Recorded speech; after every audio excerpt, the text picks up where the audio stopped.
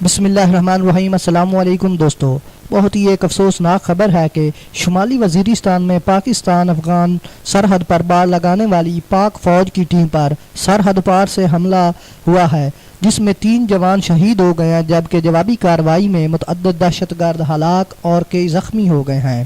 ISPR کے مطابق شمالی وزیرستان میں الورہ کے مقام پر باڑ کا کام کرنے والی پاک فوج کی ٹیم پر 60 سے 70 دہشت گردوں نے افغانستان کی حدود سے حملہ کیا، تاہم فائرنگ کے باعث پاک فوج کے 3 جوان شہید ہو گئے ہیں، جبکہ پاک فوج کے جوانوں نے بھرپور جوابی کارروائی کرتے ہوئے دہشت گردوں کے حملے کو پسپا کر دیا اور درجنوں دہشت گرد مارے گئے۔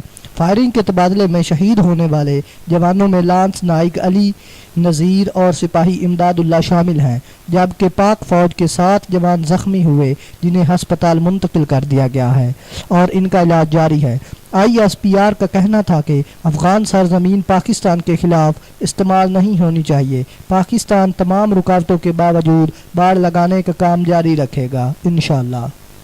اگر ویڈیو اچھی لگے تو پلیز ہمارے YouTube چینل انمول موتی کو سبسکرائب ضرور کریں۔ شکریہ۔